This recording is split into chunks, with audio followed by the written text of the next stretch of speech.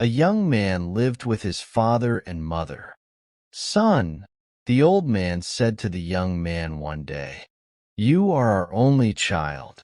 You must marry and have children." So the old man found a wife for his son. She was a fine young woman, and her young husband loved her. A year passed, and she gave birth to a little boy. The family lived happily together, but they were very poor. The young man and his father worked hard in the fields. The young woman and her mother-in-law worked hard in the house, but they never had enough food to eat. "Father," the young man said to his father one day, "this little farm is too small for our family. Let me go and find work in the town. I will earn some money and bring it home to you." The father was sad. "You are my only child," he said, "and we need you here at home." "But you are right. The farm is too small for us all. Go to the town, find work, and earn some money. We will wait for you here at home." So the young man kissed his son and said goodbye to his parents and his wife.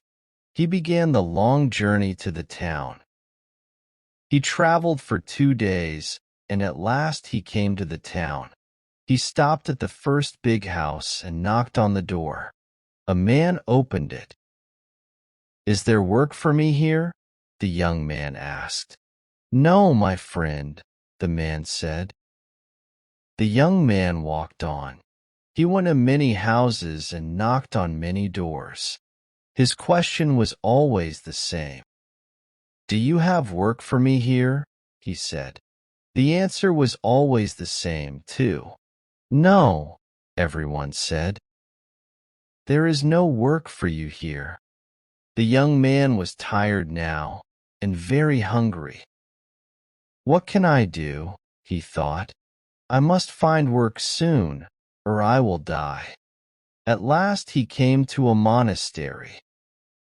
He knocked on the door, and an old monk opened it. "Please, Father," the young man said, "let me work for you." "How long will you stay?" the monk asked. "For a few months only," answered the young man. "Then I must go back to my family." The monk began to shut the door. "Then I can't help you," he said.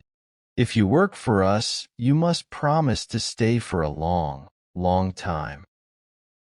If I don't find work today, I'll die of hunger," the young man thought. "Father," he said, "please don't close the door. I promise to work for you for a long, long time." The monk smiled at him. "Come in, my son," he said. The next day, the young man began to work.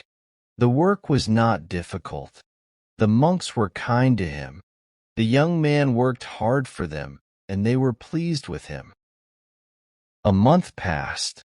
At first, the young man thought about his family every day. "Is my son well?" he thought. "Are my parents happy? Does my wife have enough food to eat?" But slowly, the young man forgot his family. He was happy with the monks. "You are an honest man," they said to him. "You can look after our money for us. We will trust you." The years passed quickly. One day, the young man was sitting on his chair in the monastery. He was counting the monks' money. Suddenly, he heard voices. Children were laughing outside. The young man looked up. "They're happy," he thought. "Is my son happy?" He stood up and looked out of the window. "How old is my son now?" he thought. "How long have I been here? 5 years? 6 years? No, 10 years. I've been here for 10 years. The next morning, the young man went to see the monks. "I've stayed with you for 10 years, he said. and I've been a good servant. I've worked hard for you, but you have never paid me. Now I want to see my family. Please give me the money you owe me, and let me go." The monks smiled at him. "You're right," they said. "You have worked hard for us. Now you can choose. Do you want us to give you your money, or do you want us to give you our blessing?" The young man frowned. "I want your blessing," he said, "but I want my money too." "We owe you 400 silver dollars," the monks said. "But each blessing costs $100. The young man looked unhappy, but at last he said, "Give me your blessing. It is better than the money." So the first monk blessed him. "Do not leave the road," he said. "Do not go to the right or the left.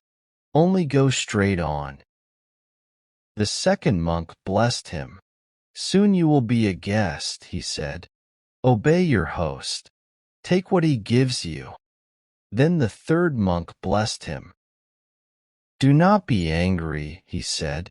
"Always think before you act." Then the monks gave the young man 100 silver dollars, and the young man left the monastery.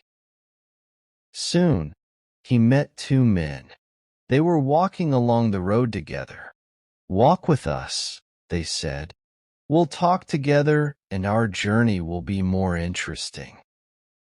The young man agreed, and the three men walked on together. Soon they came to a crossroads. "Follow me," one of the men said. "I'll show you a better path." And he turned to the left and began to walk along a different way. The other man followed him, but the young man remembered the first monk's blessing. "Do not go to the left or the right," the first monk had said. "Only go straight on." The young man smiled at his new friends. "I'm sorry," he said. "I cannot go with you. I must go straight on." He said goodbye to the two men and went on down the road. He crossed the river and walked up the next hill. Suddenly he heard shouts. He looked back across the river. He could see the two men. They were shouting for help. Robbers were attacking them. He wanted to go back and help his friends, but there were many robbers and they were big and strong. "If I go down there, they'll kill me," he thought. He was grateful to the monks. "The first blessing saved my life. It saved me from the robbers," he thought. He went on down the road. He walked for a long time. He was hungry and thirsty now, and he was tired too. "It will soon be dark," he thought. "I must find a place to sleep." He looked round. He was in a wild place. There were no houses here. He was frightened of hyenas and leopards. He began to walk faster. It was dark now. "I must find a place to sleep," the young man thought. At last, he saw a light in the distance. He ran towards it. The light came from a little house on a hill. The young man ran up to it and knocked on the door. At once an old man opened it. He had white hair and he wore fine, white clothes. "You are welcome. Come in," the old man said. The young man followed him into the house. "Sit down," said the old man. "Wait here. I will fetch some water and wash your feet." The young man felt ashamed.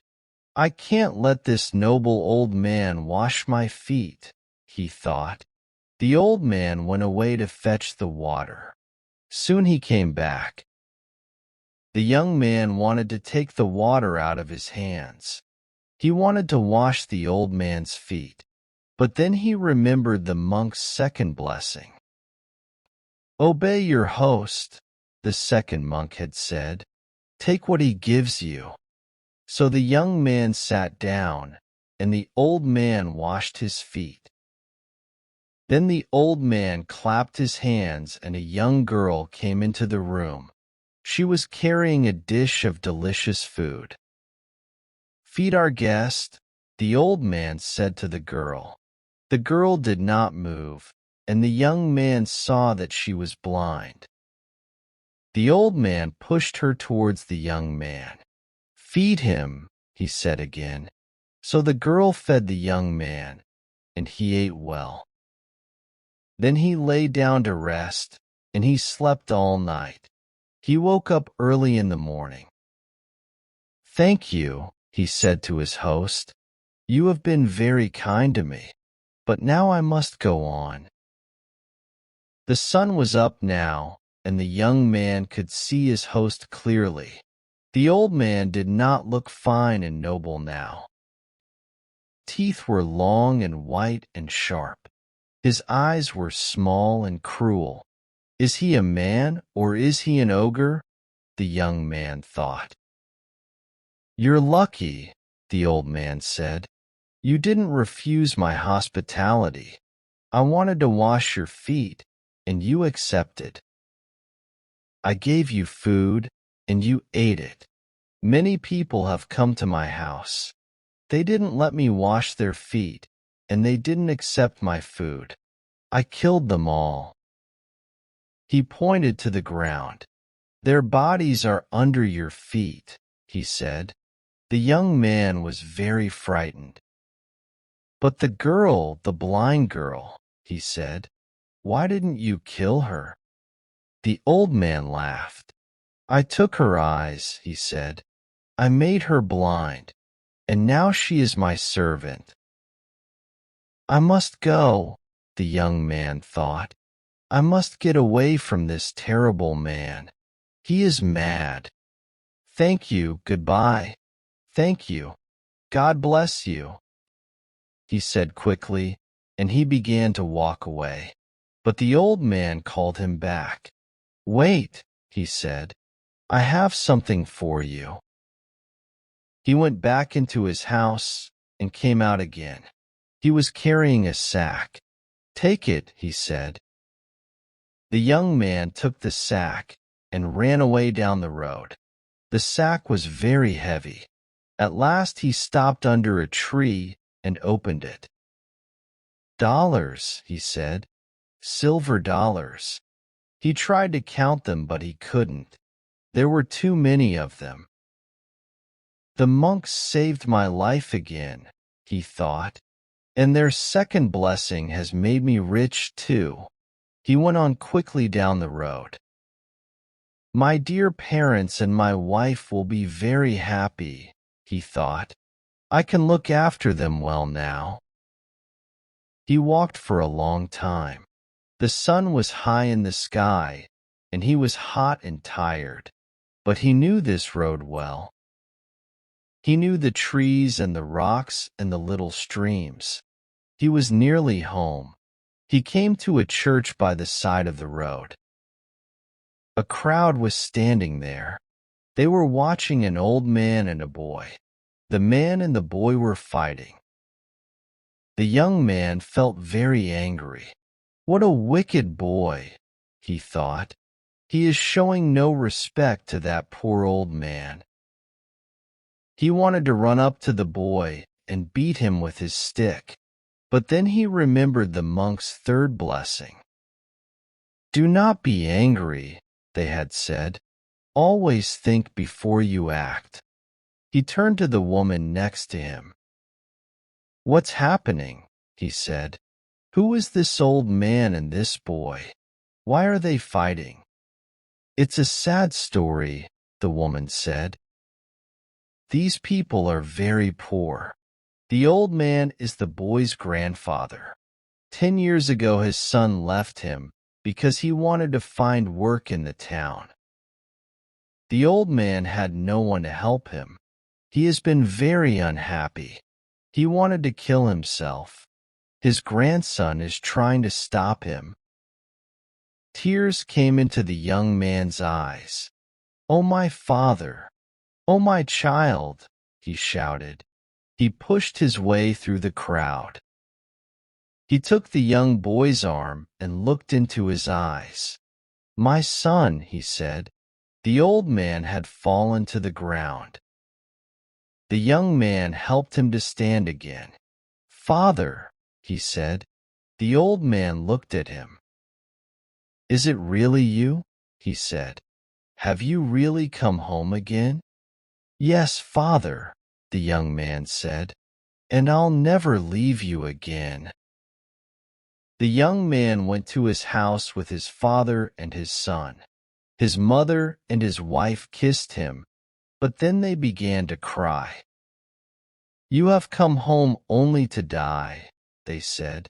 "We have no food here. We ate our last meal yesterday." The young man opened his sack and showed them the silver dollars. Then he added to it the $100 that the monks had given him. "I haven't come home to die, but to live," he said. "The monks have blessed me, and we will be happy now for the rest of our lives."